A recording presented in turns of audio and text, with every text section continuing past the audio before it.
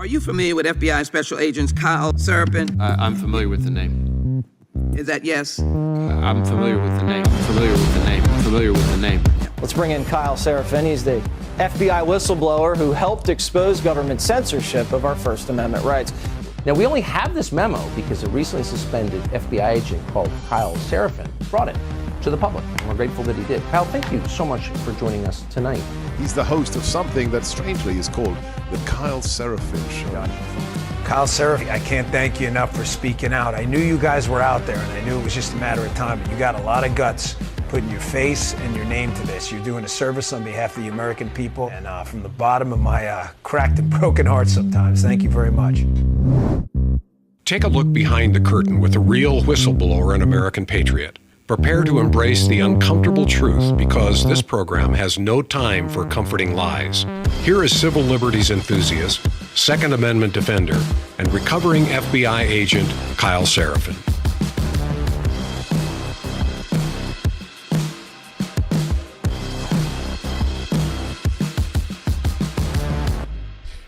Oh, man. Hello, my friends. Welcome to the Kyle Seraphin Show. I'm feeling kind of amped up right now. You're going to find out why in just a minute. Today is Friday. It is January the 31st. It is my parents' wedding anniversary, so happy 44. Charlie and Diane, they are on the road to go and celebrate. That's pretty cool stuff. That's a long time to be married.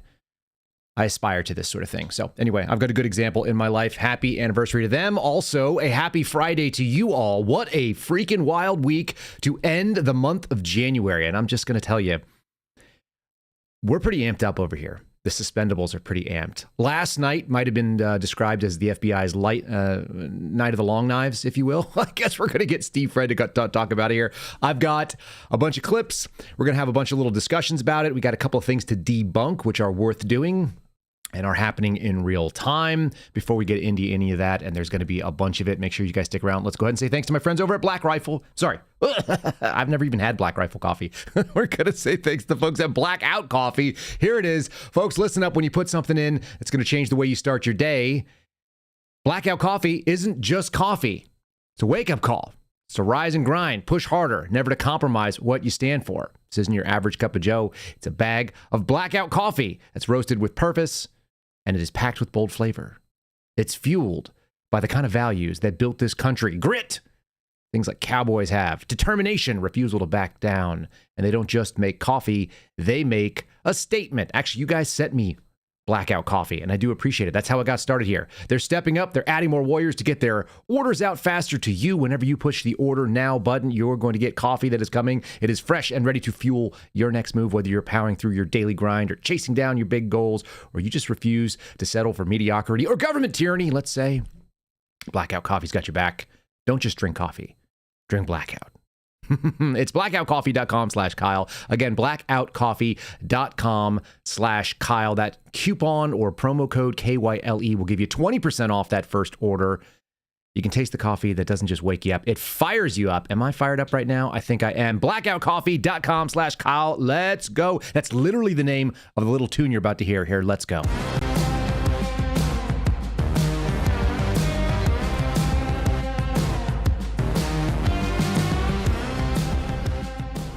All right, it's Friday. That means it's a friendly Friday. That means we bring on this guy that we know. He is a former FBI agent. He is an author. He is a suspendable. He is the host of the American Radicals podcast, and he is a friend of the Friend Clan. Hello, good morning, Steve Friend. Let's go! What is that voice? Do you sound? That's how I start my day every day with my You just get up and yell that? You just...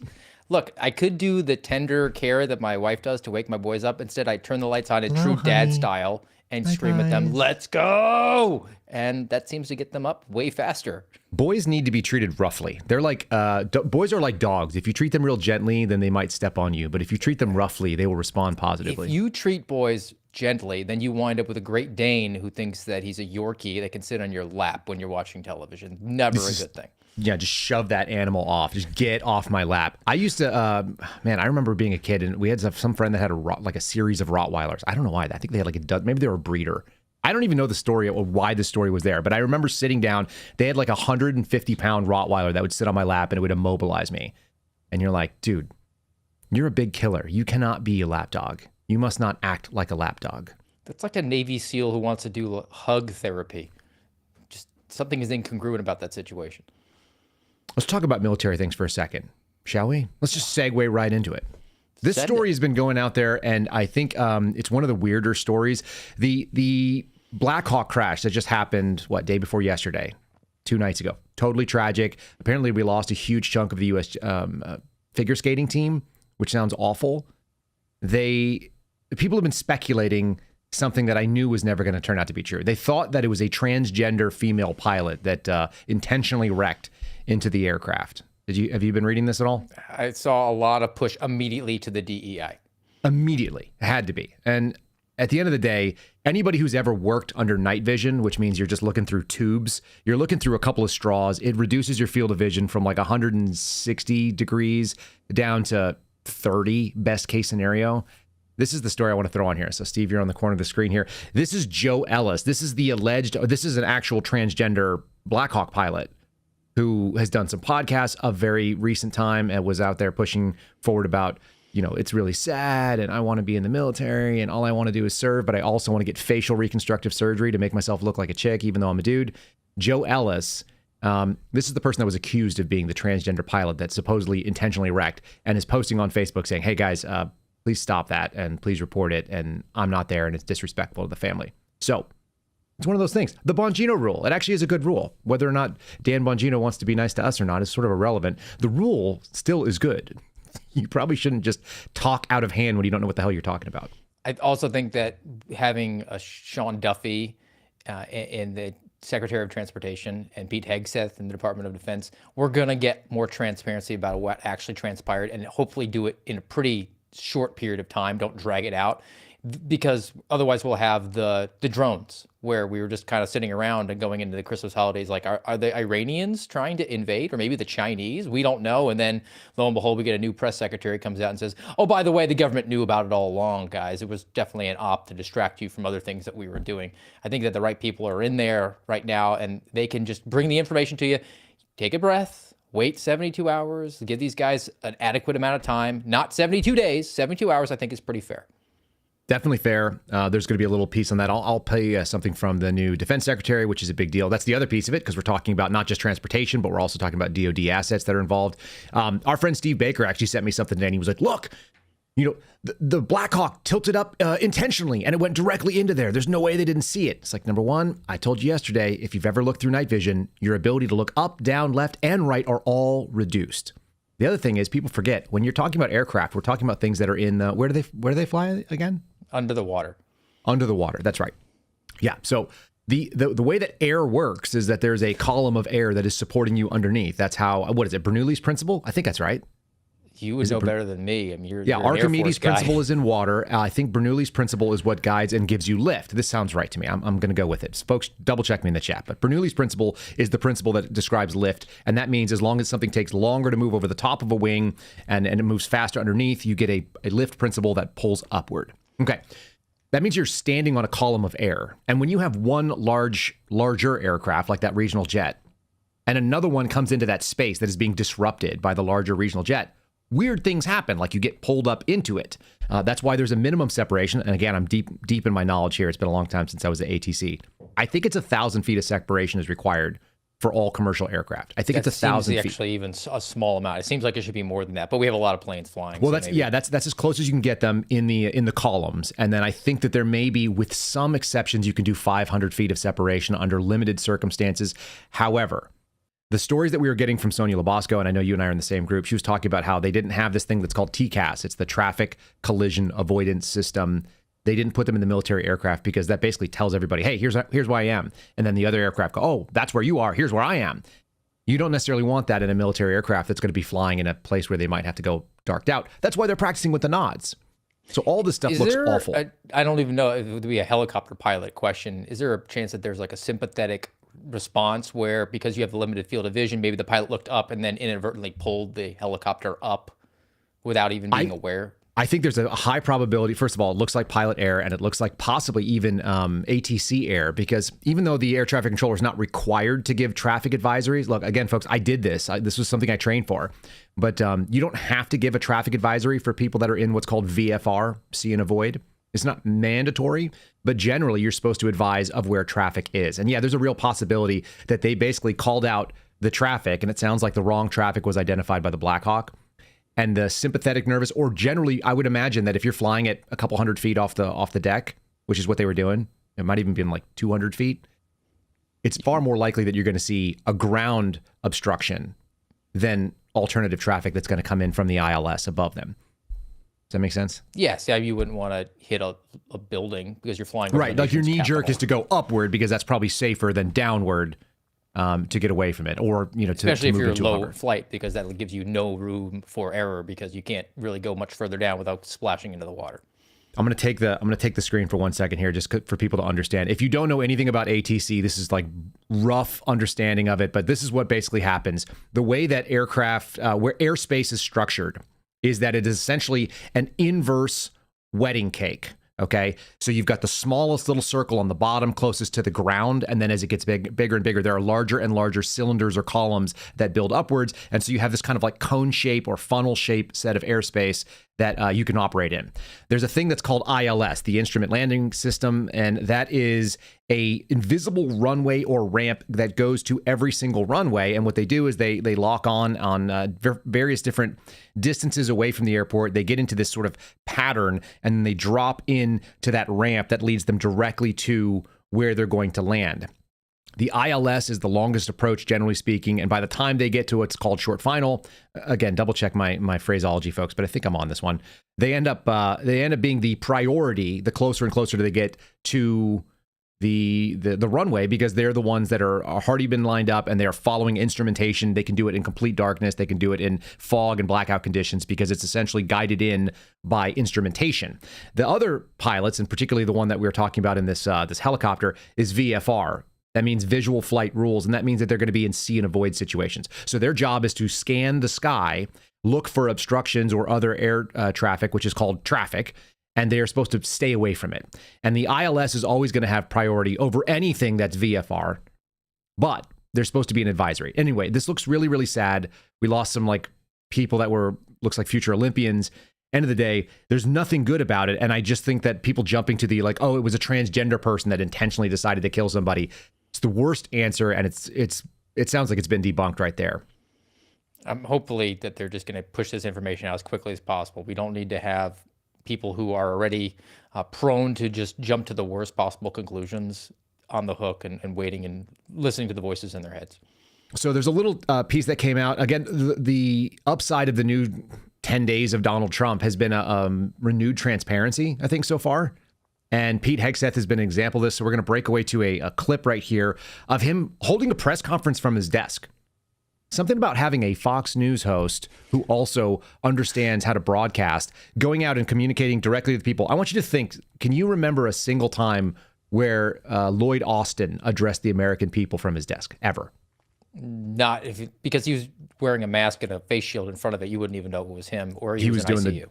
The Darth Vader routine. Did you call him like a walking ICU?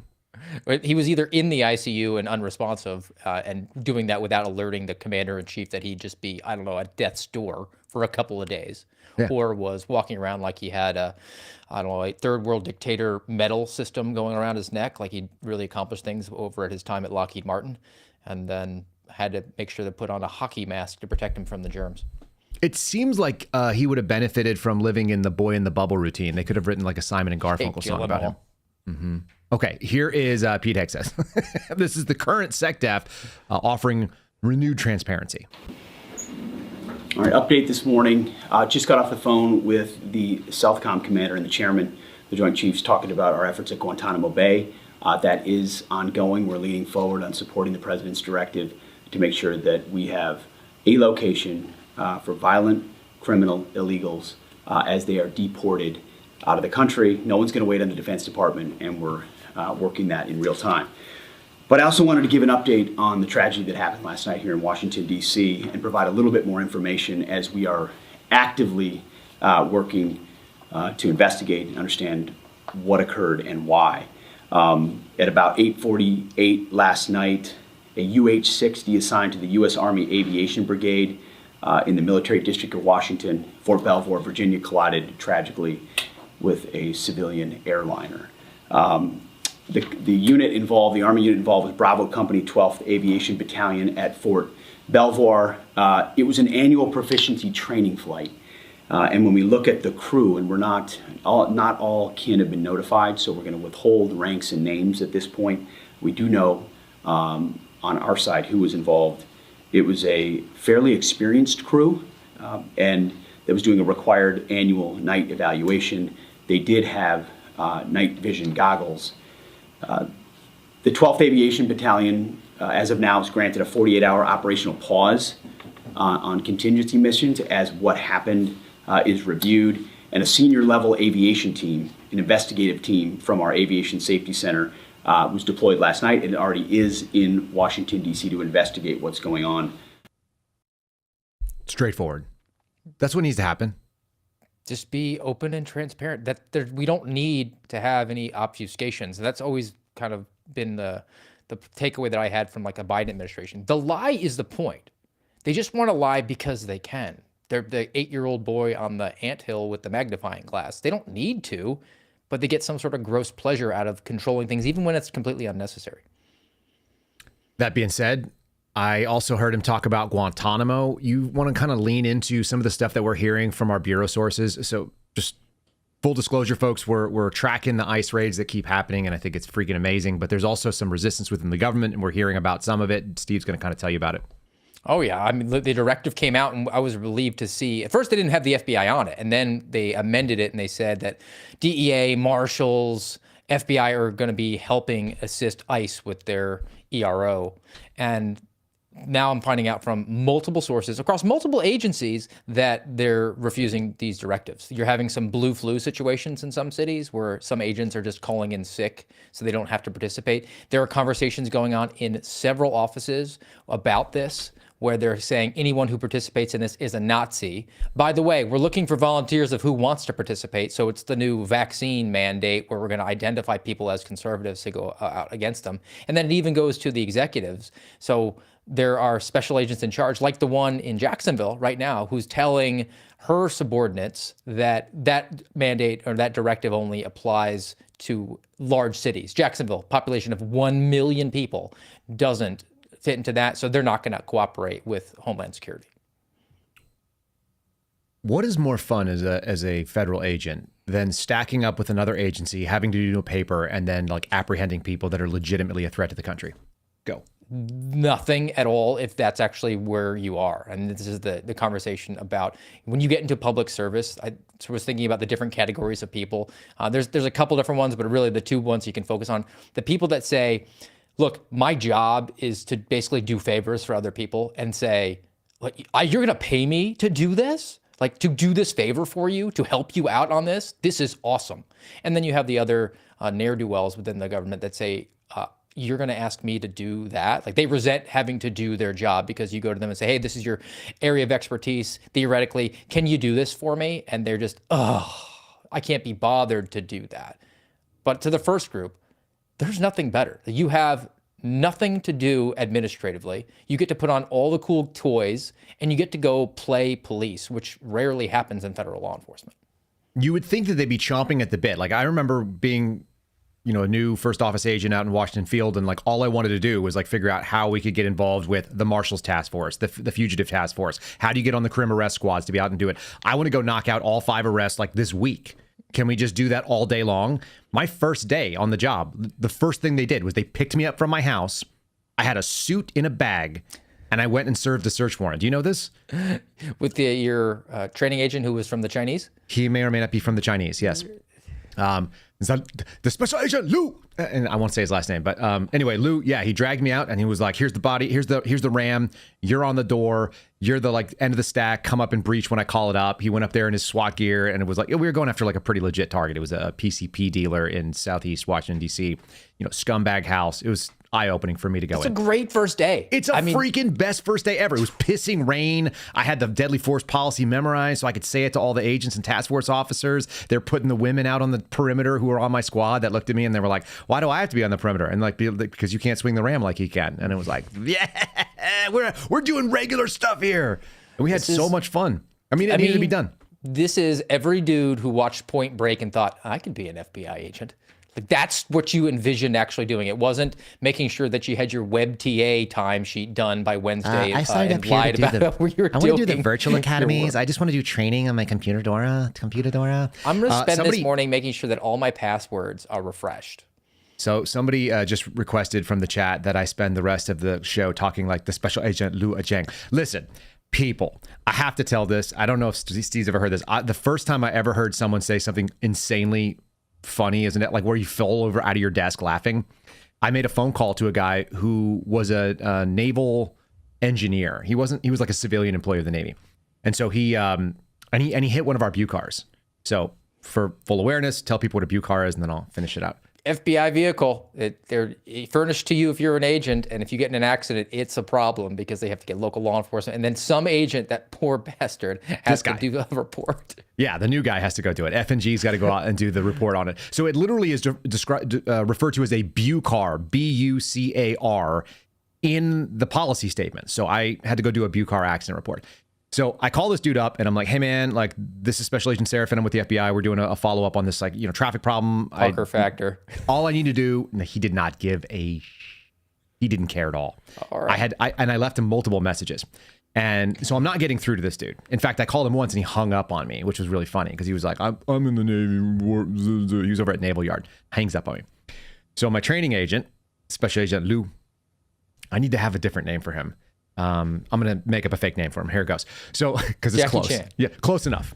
So he goes, are you having a problem? And I'm like, yeah, I can't get this guy to call me back. He's like, dial the phone. So I dial the phone up and like he gets on. He's this big SWAT dude. He's probably like 6'2" for a Chinese guy. He's like really muscular and built. He's tall. He was a professional taekwondo fighter. The famous story about him was that he got into a sparring match with one of the agents in our office who I met, and he actually kicked his ball off, like kicked his ball and actually broke his testicle against his thigh. I mean, he was a beast. You should never buy drinks for yourself again if you've got that story. This dude was a beast. He was a real strong, capable individual, but he had a really thick Chinese accent. And so he gets up and he goes, hello, this is the Special Agent Lu Cha-cha-cha. And you're like, this is not going to work well. He's like, you having the accident with the BUCAR, and now you needed to do the interview. To call me back. What a number? And I'm like, and I give him the phone number. And he's like, he gives the number. And he's like, thank you. Hangs up. He's like, he'll call you back now. And I'm like, Lou, that guy's never going to call me back now. You just screwed it up forever. There's zero chance that I'm going to get a call back after somebody called in sounding like the freaking Chinese intelligence service, yelling at him super aggressively that we're going to have to do the BUCAR accident thing. Anyway, we ended up cornering him. I got NCIS to tell me where he parked. And we ended up blocking his car in with our BUCAR. And me and my buddy Hunter went and did the interview. Amount of government resources that went towards that in time. It was so stupid. Here's the reason, though. The agent he hit was a female, a Blackhawk pilot, actually, of all things. So kind of relevant to today. She actually texted me the other night and she said, hey, are we getting the gang back together? Because she saw the article at NBC from Ryan Riley.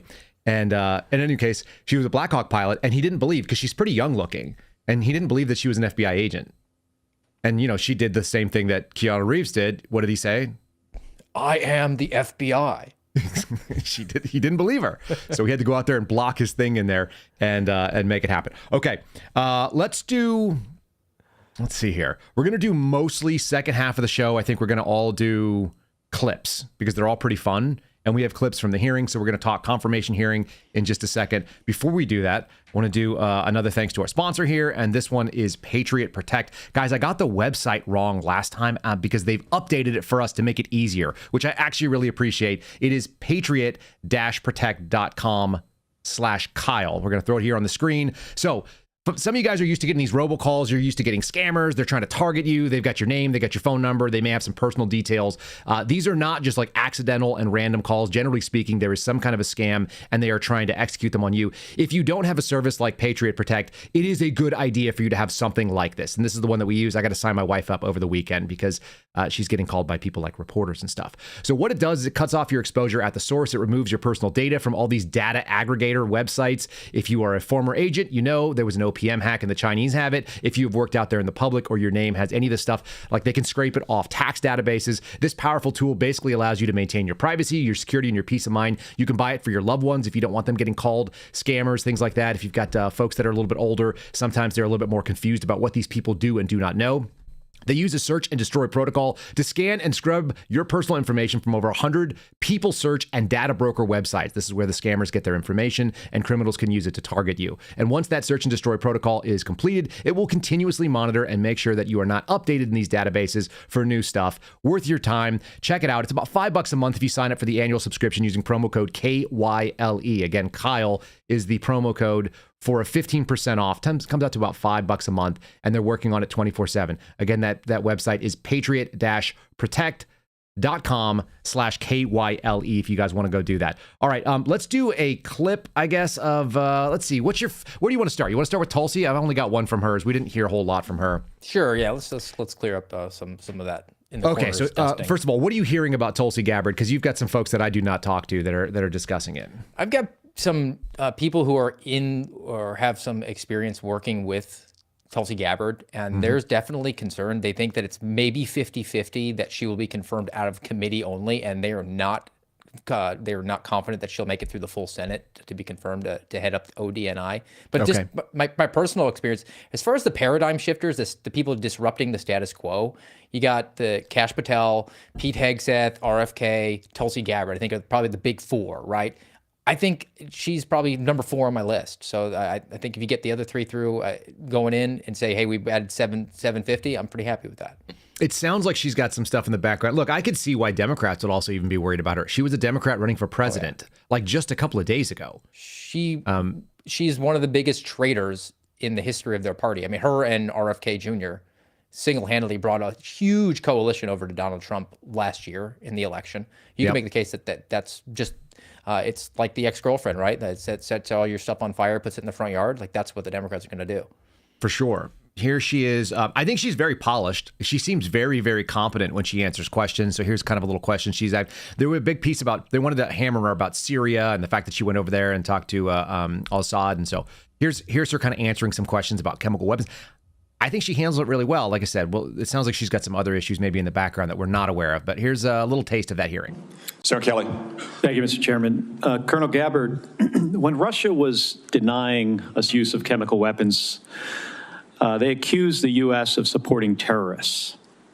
This is a line that Putin used frequently during the Syrian civil war as he supported Assad. Syrian officials made similar comments. They did it repeatedly. They did it in public. They did it at the United Nations. In 2016, you gave an interview in which you said, and this is a quote, "The U.S. is providing direct and indirect support to terrorist groups in order to overthrow the Syrian government." And in 2019, on the Democratic presidential debate stage, you said of President Trump, this is a quote, "This current president is continuing to betray us. We were supposed to be going after al-Qaeda, but over years now, not only have we not gone after al-Qaeda, our president is supporting al-Qaeda." So I'm interested to hear, what was your goal in saying these things? And did you consider, before saying them, the motives of Iran and Russia, what their motives might have been before making these claims? Senator, as someone who enlisted in the military specifically because of al-Qaeda's terrorist attack on 9/11 and committing myself and my life to doing what I could to defeat these terrorists, it was shocking and a betrayal to me and every person who was killed on 9/11, their families and my brothers and sisters in uniform. When, as a member of Congress, I learned about President Obama's dual programs that he had begun really to overthrow the regime of Syria, and being willing to, through the CIA's Timber Sycamore program that has now been made public, of working with and arming and equipping al-Qaeda in an effort to overthrow that regime, starting yet another regime change war in the Middle East. DOD train and equip program, again, begun under President Obama, is widely been known, looked at, and studied, that ultimately resulted in over $500 million being used to train who they called moderate rebels, but were actually fighters working with and aligned with al-Qaeda's affiliate on the ground in Syria. all to move forward with their regime change and not acknowledging what was obvious at the time and what has unfortunately borne true, which was that a regime change war in Syria, much like the regime change wars in Iraq, the toppling of Gaddafi and Mubarak, while these are all dictators, would likely result in the rise of Islamist extremists like Al-Qaeda taking power. I shed no tears for the fall of the Assad regime, but today we have an Islamist extremist who is now in charge of Syria, as I said, who danced on the streets to celebrate the 9/11 attack, who ruled over Idlib with an Islamist extremist governance, and who has already begun to persecute and kill and arrest religious minorities like Christians in Syria. That seems pretty straightforward. Also, I think she does a really good job. They're a lot more polite to the female candidates. Have you noticed this? They don't use the weapon, their primary weapon, like it was Independence Day. They're preparing to fire their primary weapon, and that is the angry Karen, the worst people on earth, the liberal white woman who will chop off her own son's balls to impress her friends at brunch, like the Elizabeth Warrens, and I mean, to a lesser extent, you get the Mazie Hironos, whoever it is, and they just don't get started, because I got a Mazie Hirono. I've got coming like a real one. Can I make quibble with one thing that Tulsi Gabbard does? Because that's a very competent and well thought out response to that. And I think she really presented a good case to defend herself there. Her preamble that she has to lead into every response with, I enlisted in the United States military. No, I it drives me up the wall. And I watched your head roll. You were like, ugh. Alan West does the same thing. I'm an equal opportunist when it comes to this criticism. I don't think you should leave with that. As someone who believes this thing, that did this thing, I hate the caveat. I would love to just do a no caveat. If you ever answer me with a caveat, we just cut you off. Yes. It's like, well, as a father who has daughters, I don't care. As a cis male who lives in the suburbs, that qualifier, right away, I can not listen to anything. Yeah. Does your opinion hold water with or without, does it handle it without this caveat that you have to throw out there? It's irrelevant. It's like people join the military to do this thing and this is happening. I don't need to say that I was one of them. People already know your background. They addressed you by your rank. It's a virtue signal. Yeah, it's literally a virtue signal. I brought up the chat here because I've got the chat on the screen right now, only because somebody over on X, who I'm not familiar with, but thanks designated heckler, asked, did you ever cuff a guy named Bodie and spelled it correctly? No. We just did a Keanu Reeves throwback and I wanted to address it really quickly. I named my son Bodie because my son is named for the guy who's the hero of Point Break, who escapes from the FBI. Would you agree that Bodie is the hero? Does that make sense to you? Yes. Patrick Swayze, totally the anti-hero character of that. But the hero. And he freaking says, Vaya con Dios, and then he rolls out into a big wave and may or may not survive. He's rocking right now on an island somewhere with Tupac. That's right. It's all good there. Okay, so anyway, I just wanted to address that because, like, first of all, anytime you call out my son's name, which is super cool. I named my sons after Rocky Balboa villains, so we have that in common. You named your one of your kids Clubber. Yes. Which is and a real Clubber friend is really hard. That's a dick move to your kid. Kind of like you can't. Somebody. You said you couldn't handle the Ted Cruz thing. I'll give you a chance to do that in a second. Let's do Mazie Hirono. Listen for her going money. This woman is the dumbest person, and I don't like to just dunk on stupid people, but she's so dumb, and she's 77. She is trying to get impregnated by Pete Hegseth, if you believe the AI video we played. She pooped in the potty by herself, and then she got up to try to like match with KASH Patel, and she couldn't read the financial disclosure. This is such a weak gotcha. This is why I think that none of these things matter, that they've already got it either worked out or not worked out in the background. I think they've whipped the votes, and I have proof of that, but we'll get to that. Okay, here comes Mazie Hirono talking about money. Hear your answer, yes or no. Did you make money? I don't have those financial disclosures. This is my third and last time I'm going to ask you that question. You have that information. So you refuse to answer the question. I answered 1,300 pages. No answer. And yet you spread dangerous misinformation. And you say money, and you talk like this, and she's horrible. Like who elected this? 60% of the vote she got. Oh yeah, over 60% of the vote that she got. She was lieutenant governor. She was a congressperson from Hawaii for a time. The same post that Tulsi Gabbard held. It's unreal that is a person that theoretically comes from the same country. She's Japanese too. She's not even Hawaiian. She's like, and that's Japanese. The funniest thing about That's the funniest thing about Hawaii. Like, they're like, oh, you're Asian? We're all the same. And they're like, but I talk like this. I just She like her. can't be surrounded by sycophants, right? The way she talks to herself while she's doing the questioning. It's almost like a I mean, she's insane actually person. asking herself. She's like, do you make any money? I didn't understand how you say nee. So you're not answering the question. She's like an Yes, I just Asian answered the Speedy question. Gonzalez. But misinformation. Moving on. Also, that poor guy in the background, because you saw in the clip, like, there's some poor bastard who's like holding up the same post from KASH Patel for like the entire time. He's like holding a poster board there, just like a They clown. did not coordinate their poster board usage very well on the Democrat side. It was the exact same Truth Social post over and over and over again, and they had all gone to Office Depot or Staples or whatever and had it made and drawn up. And they were waste all of weak. government resources. Okay, we're going to do Ted Cruz. This is also from KASH Patel's hearing. Look, I think KASH did quite well. I had multiple agents reach out who watched it. Apparently, there were two things that happened in FBI offices yesterday because they watched this hearing, because why wouldn't they? Yes. Group number one, people that actually do work and randomly happen to be in the office to be able to watch it. They were like, dude, your boy crushed it. He did an awesome job. We're so excited. Let's effing go. The other group, what they were telling me about, were ones that are never going to reach out to us, but they were disgusted. They were horrified, the pit of the stomach. They felt sick and scared, and they had to leave the office and tried to leave so they didn't have to be subjected to a KASH Patel hearing. I heard the same thing. I heard that they insisted on turning the televisions off because it made them feel uncomfortable. And of course, they acquiesced to that. This is the FBI's safe space policy. Here is a man, we're an equal opportunity lampooner of senators. This is a senator who generally I like, but once you see it, you cannot see it you cannot see him without it. This is Ted Cruz, which is Wolverine after he lets himself go. What were you doing on that day? On that day specifically, responding to preparing to mobilize and deploy the National Guard once we got the lawful request from the local governing authority, which was the mayor of D.C. and the Speaker of the House.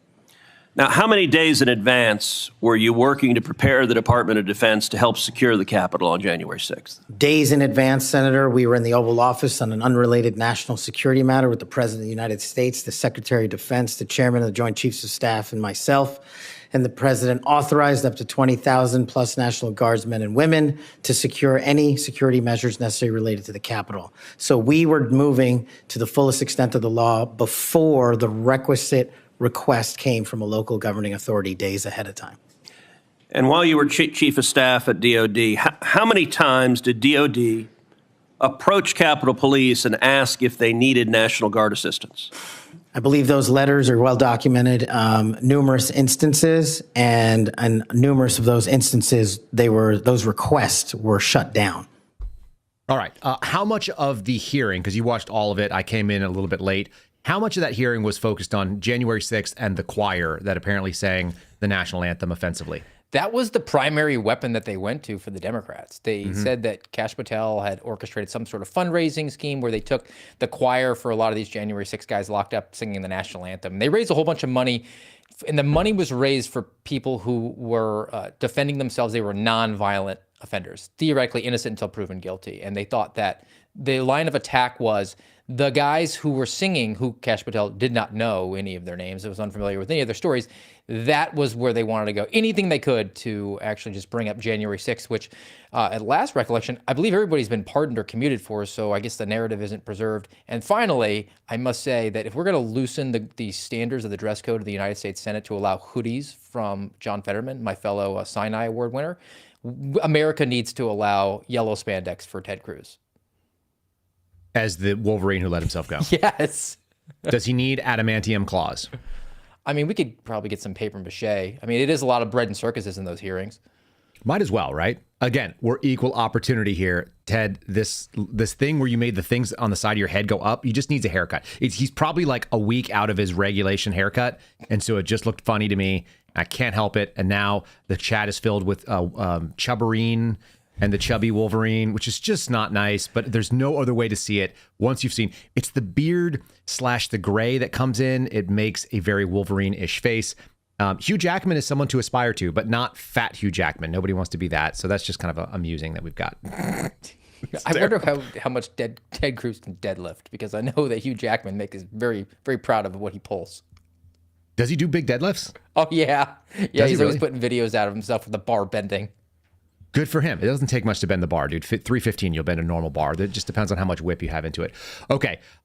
KASH made an argument that I think was actually the strongest single point. It was talking about something that you and I know a little something about, the weaponization of government. And in fact, I would actually argue that RFK, Tulsi Gabbard, and Kash Patel all experienced weaponized government in their own fashion, whether it be from censorship, whether it be from quiet skies, or whether it be from investigations by the Bureau. So he makes that argument. I think it's actually a really compelling argument. You ready? This is maybe the single strongest point of the hearing. Senator, this may be one of the scenarios that most uniquely qualifies me to take command at the FBI. Having been the victim of government overreach and a weaponized system of justice and law enforcement, I know what it feels like to have the full weight of the United States government barreling down on you. And as the Biden Inspector General determined, those activities by the FBI and DOJ were wholly improper and not predicated upon law and facts. I will ensure, if confirmed, that no American is subjected to that kind of torment, to that kind of cost, financially and personally. And most importantly, I will make sure that no American is subjected to death threats like I was, and subjected to moving their residences like I was, because of government overreach, because of leaks of information about my personal status. If confirmed as FBI director, Mr. Chairman, you have my commitment that no one in this country will feel that pain. Senator. Okay. How does that hit for you? And then I'm going to pull another clip that I just realized I wanted because it was maybe one of the most wild moments. But how did that hit for you? He's spot on. I mean, he was so well polished yesterday. He had a lot of really good responses. But talking and telling your own story in that is tough to do. I mean, like I just criticized Tulsi Gabbard for leaning on the fact that I joined the military. But I think Kash's reference there, he made it very personal, and that could appeal. That emotes properly, that allows people to have a certain level of empathy for what he has had to experience. And you also know that he brings that background of having been in those positions and seen them firsthand. And look, from my personal standpoint, like my family has undergone an ordeal for the last 29 months. I was just talking to another person who's on the inside of the FBI this morning about it. And I said, I mean, look, I've had a really weird, I don't know what multiverse I'm in right now. I mean, you and I were in a motion picture. Like I have an IMDb page at this point. I got to talk to like some high prominent people every now and then, travel a little bit. We straight up know people that are in the cabinet that we can like text. For the most part though, 29 months of house arrest. Yeah. I live in my house. That's it. I also do, but I don't hate that. I don't want to go meet people anyway. Anybody who knows anything about me knows that this is why I have my house. It's my place of peace. Did you have hard R drops on your bingo card when that went on? Do you remember what I'm talking about? Oh, the Tom Tillis bingo card? He went blackout on it? This is a blackout moment. Okay, folks, I'm pulling this clip in the blind because I realized I needed to play it for you. There are two clips that basically will forever live in infamy for that hearing. This is one of them. It was a question about what kind of threats. He mentioned death threats, which I know Kash Patel has gotten those. Kash plays hockey and has been punched in the face by like big guys on the ice. And that's acceptable in that sport. It's like encouraged, right? So like, anyway, so he's just a different kind of animal than Chris Wray, who, you know, basically leans on a security detail to make himself feel like he's important. He injured his hamstring running on an FBI treadmill. True. Was it a Woodway? Do you think it was a Woodway? Oh, there's no way he could go uphill. There's no chance. He was probably on a decline. I love the Woodway, though. They have some really nice treadmills. Okay, check this out, because this is a moment that made people's eyebrows go like, ooh. Got 10 million views over on social saying, didn't have hard R drops on my bingo card for the Kash Patel hearing. Fortunately, Senator, yes. I don't want to get into those details with my family here. Oh, let's get into a few of them. Tell me about it. Well, if you look at the record from January 6th, where I testified before that committee, because of my personal information being released by Congress, I was subjected to a direct and significant threat on my life. And I put that information in the record. I had to move. In that threat, I was called a detestable, and I'll apologize if I don't get it all right, but it's in the record, a detestable sand nigger who had no right being in this country. You should go back to where you came from. You belong with your terrorist home friends. That's what was sent to me. Yo. We had F-bombs, we had N-bombs, and we had some other really colorful language that was put out there yesterday. Yeah, dropping it. And just listen, at the end of the day, that's the thing I like about KASH is he's a real guy. He's had real nasty things come at him. He's accessible to normal people. And, you know, when you say awful stuff to people, we actually get it. And sometimes, you know, I don't think that probably scares him, probably motivates him. That's my guess, just knowing him a little bit.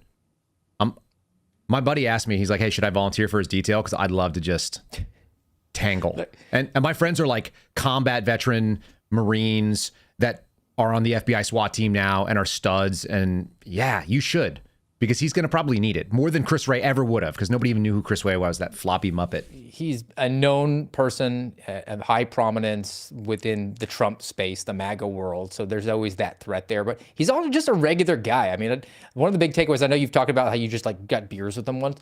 When Garrett O'Boyle and I went out to Las Vegas for his movie premiere, we did like a 20-minute Q&A afterwards. It was not a big lift, but we were waiting for the movie and we were just hanging out with KASH in the lobby, and it was on the you know, they're picking up the tab, so they're like, hey, you can go get whatever you want to drink. It was like open bar, and Garrett and I just went and got bottles of water, and we're walking away with bottles of water, and KASH is like, you fags.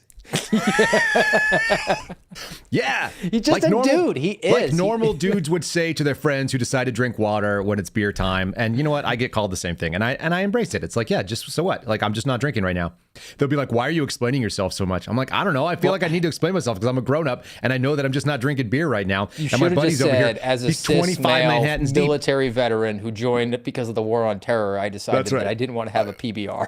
What I told people was, I was like, look, I'm waiting for the Civil War, y'all. I'm not having a drink until things get real. And I just want to I don't need to blunt this edge.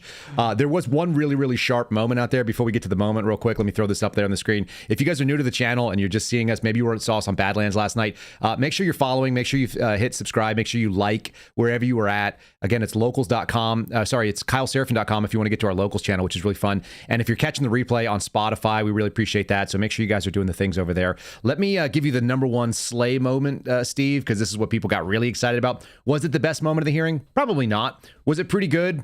It wasn't bad. This is Amy Klobuchar, who is in fact detestable and really gross, and whose voice makes me want to just stab my eyeballs out. She wants me to, I want to lose my sight over having to hear her, whatever that means. Ready to go. The rest of the interview, this is why snippets of information are often misleading and detrimental to this committee's advice and consent process. If you consent, I would love to have 5 hours of questions, and then I could read the whole transcripts. You've got 2 minutes. Wow. Damn! He's got the votes, man. He's got the votes whipped. She was never going to vote for him. Why placate some... She's so bad. She's so gross. I think that's... I mean, you'd have to line the times up. Maybe it was a little late in the day, but like just for the lure of it, let's just pretend that that was the moment that Order 66 went out from the Emperor to go and start lopping heads. Let's do Order 66. Here it is. Let me put it on the screen. Steve, you can read it. Tell people what's up. Senior FBI leaders ordered to retire, resign, or be fired by Monday. So we're even going to predate the fork option for these guys. So that is correct. Directive came out from DOJ, likely the acting deputy attorney general. They gave KASH a little bit of time on the X in the spotlight, see how he handled himself. And once the Republicans members were sort of saying, hey, you've got my support, I think the votes have been whipped. And then they said, execute Order 66 and started bagging bodies of senior executives like special agents in charge of Miami, New Orleans, Las Vegas, just the best people like Jeffrey Washington Veltri. field office. The ADIC is gone as well, I'm told. So I actually dropped this on the Badlands crew last night. So I went on my friend Alpha Luna's show, and we were on with CanCon Actual, and we're talking there, and they hadn't heard this. So it's always fun to drop like new FBI, bombs on people live. And so that happened. I actually have a meta moment for all of you that are Badlands fans. I'm going to play it because I think it's fun, and also just kind of a appreciation to those guys for having me on.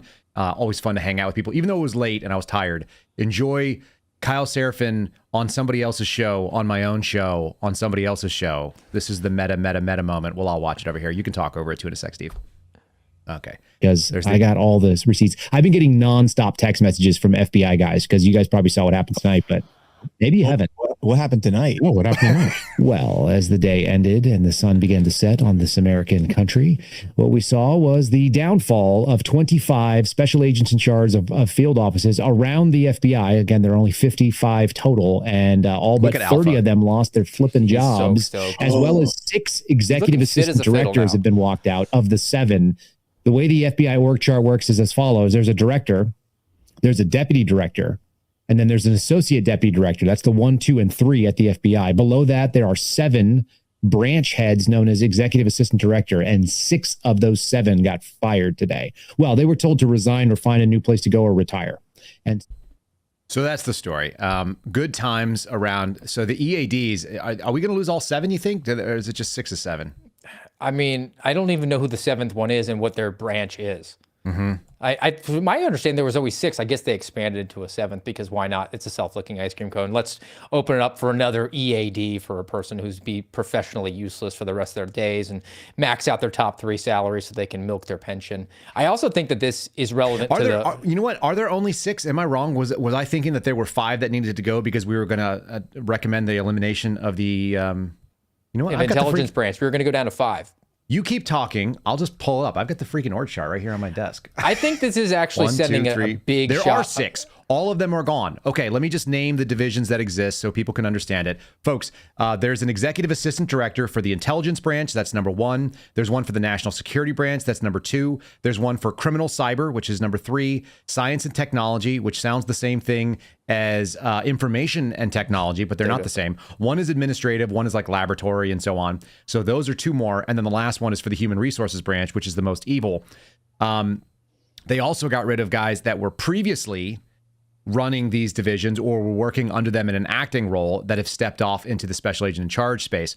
So they've created, let people understand that by creating that vacuum of those 25 special agents in charge, what have they allowed the senior executives at the Hoover building to do for all the ADs, the people that are under the EADs now? What can we do?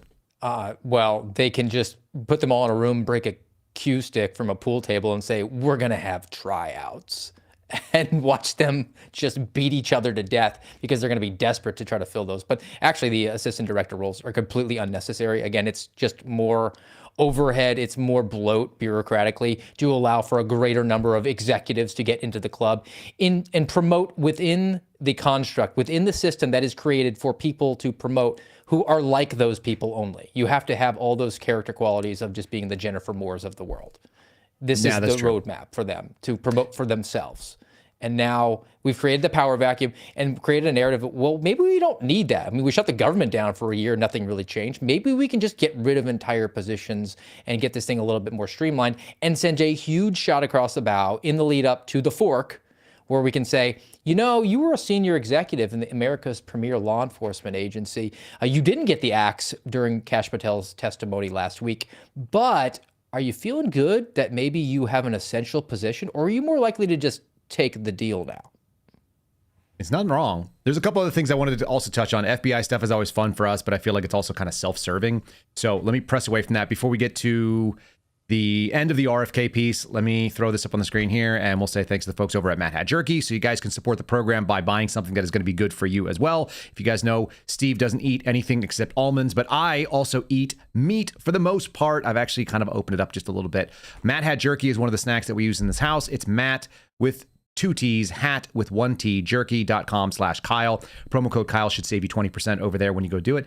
You can see this is a cool company that is made in America. It is a 18-year-old kid who's running it, and he's got employees, and he's doing the American dream, and he's out there serving out a great product. That's also USDA prime beef, if you so choose. That's what I do. I like the garlic ones. I like black truffle, even though I don't think black truffle is a real thing. It still tastes really good. MattHatJerky.com/Kyle is where you guys go find that. Check them out. Give it a look. If you're looking for a snack that's going to pick you up and not be like carb-loaded garbage, that's the way to do it. They've got keto-friendly options and so on. If you're trying to fit into a diet, you can do the inexpensive bags. I tend to do them in 12 ounces now. I don't even mess around. I just buy whatever their heaviest bag is. I have that thing sent in, and I am due for another order, I think. My kiddos eat them like crazy, and they absolutely destroy us. We can't keep them stocked fast enough. All right, let's do some RFK. This might be the funniest thing. RFK was out there crushing people about science.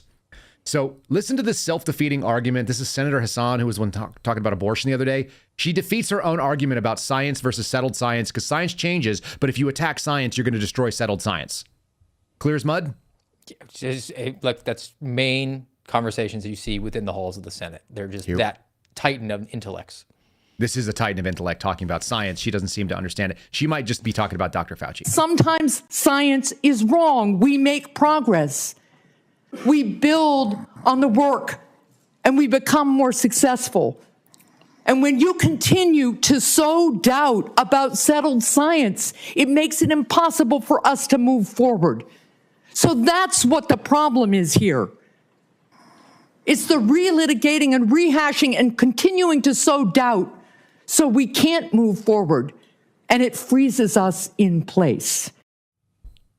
Explain Analyzing is paralyzing. She is very angry. I mean, obviously her pharmaceutical lobbyists were saying, get in there and emote and be the worst possible thing. And it's an angry woman.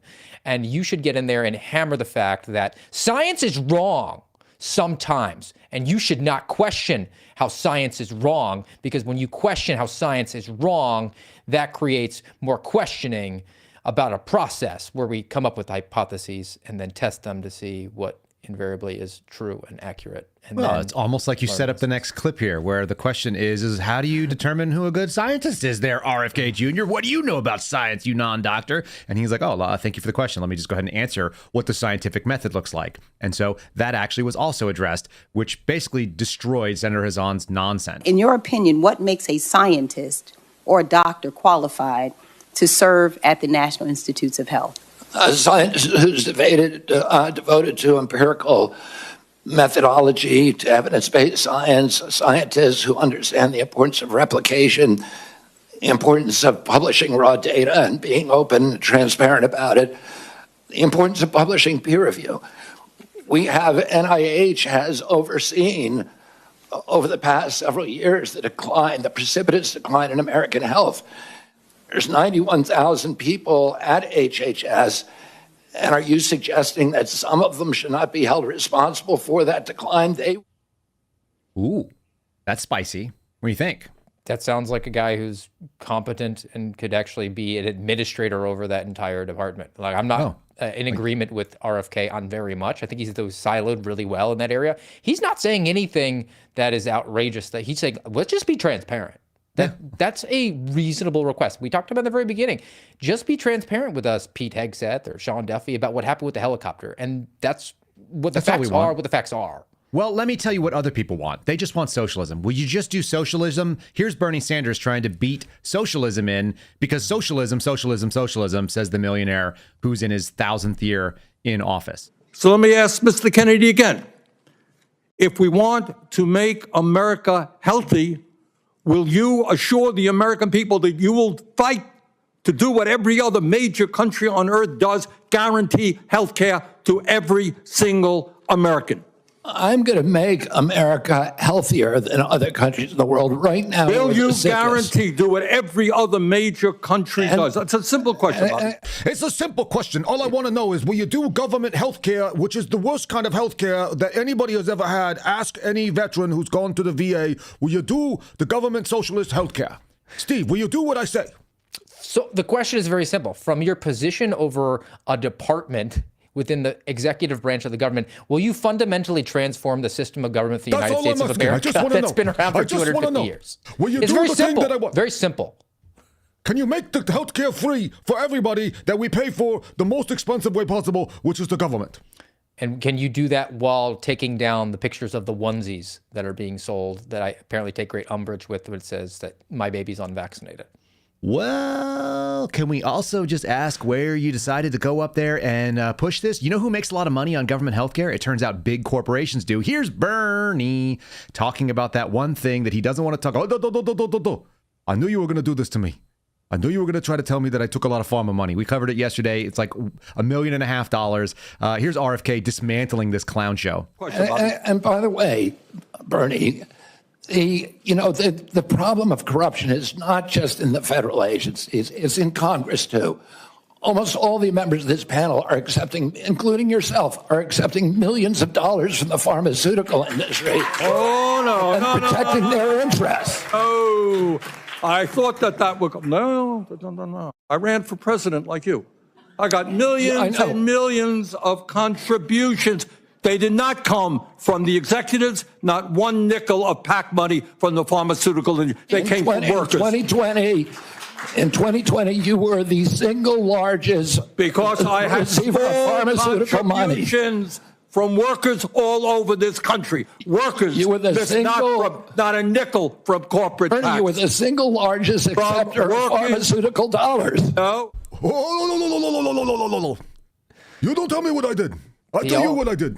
Bernie Sanders also used to rail about the millionaires and billionaires, and they became a millionaire. The billionaires. Now we just talk about the billionaires because I am a millionaire. He got kicked out of a communist commune when he was a very young man because he was too lazy.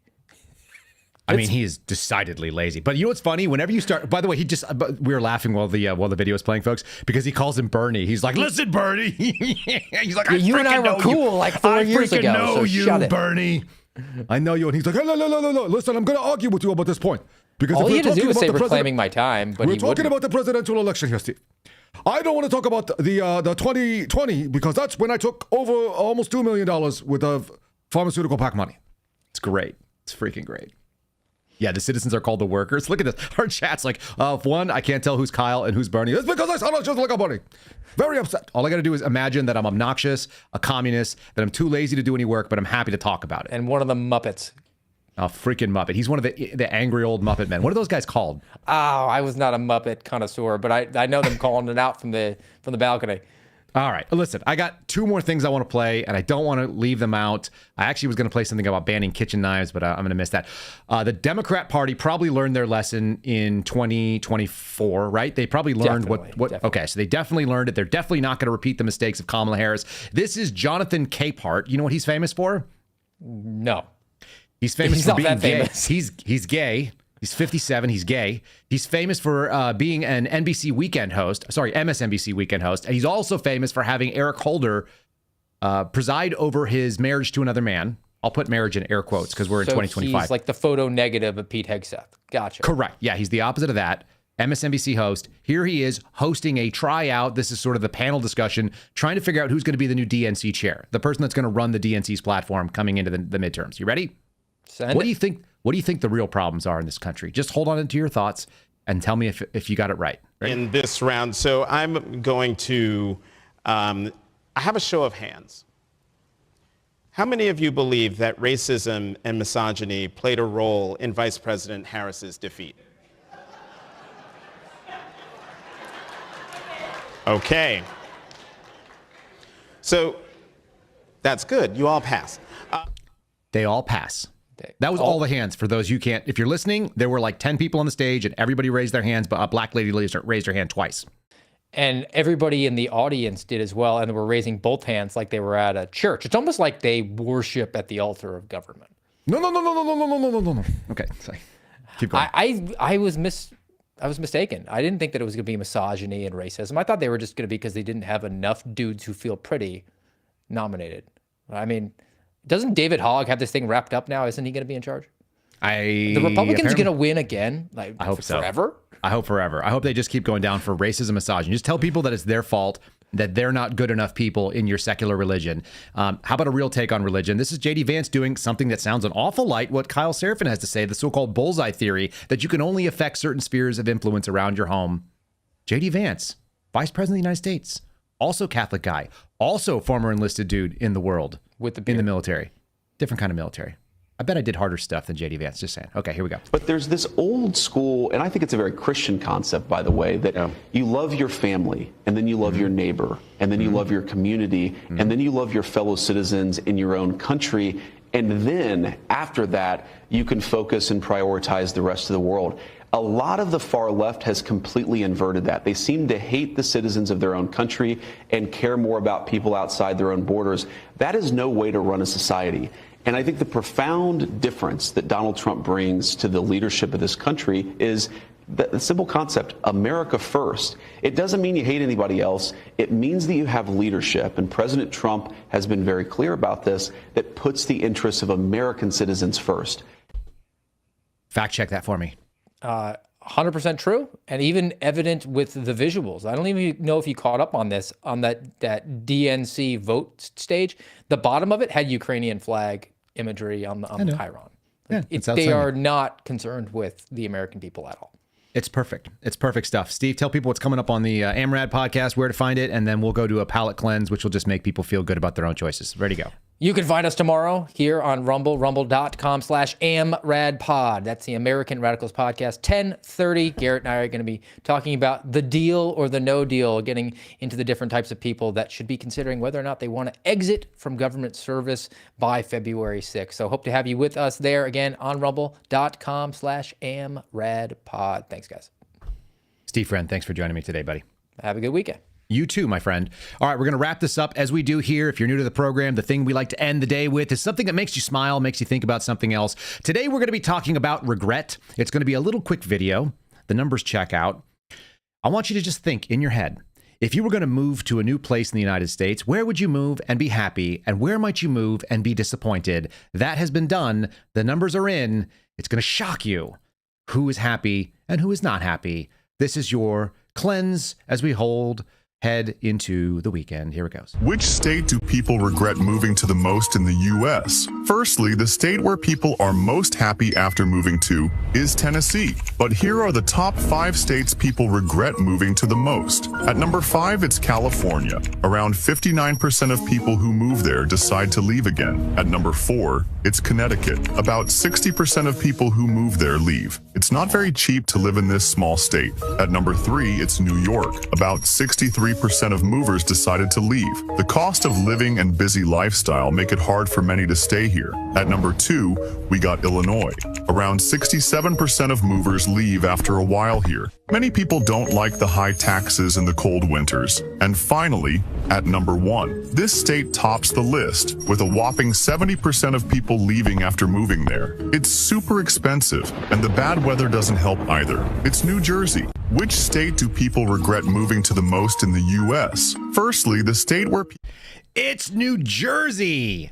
The results are in. The shittiest place in America is New Jersey. Even New Yorkers who live in the top 5 worst places to live think New Jersey is not a place to live. I'm sorry, New Jersey people. One of our early listeners also made the trek this year for the first time away from New Jersey into America, now lives in Idaho, and we followed her journey. So I'm just saying, I think anecdotally, that is pretty well established. Thanks so much for all of you that have been part of the program for today. All of you that are sitting over here in the chat, which I think I can actually throw up. We've lost the Steve Friend, but we still have all of you. So thanks for being here. Make sure that you have liked this video. Make sure that you are sharing things like this with your friends. If you would like this to continue to grow, I would like it to grow because I really enjoy doing this with you. It's way more fun than being an FBI agent. Every bit about this is more interesting. And after this, I'm going to go and give my kids a hug and a kiss, and you guys make that possible. So share that along. Again, you can follow us over on rumble.com/Kyle Seraphin if you want to find the best live chat on the internet. If you want to follow us on X for hot takes left and right, it's at Kyle Seraphin,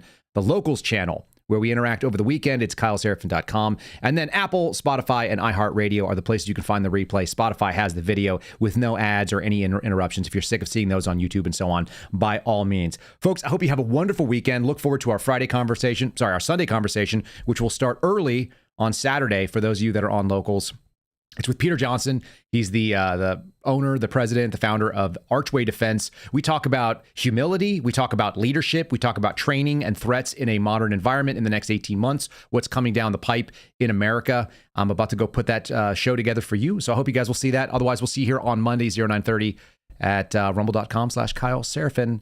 God bless you. I mean that. God bless you. God bless America. We're in a really wild time. So go out there and give thanks. Thanks for listening to The Kyle Seraphin Show, streamed live weekdays on rumble.com/Kyle Seraphin. Follow Kyle on Twitter, Truth Social, and Instagram at Kyle Seraphin.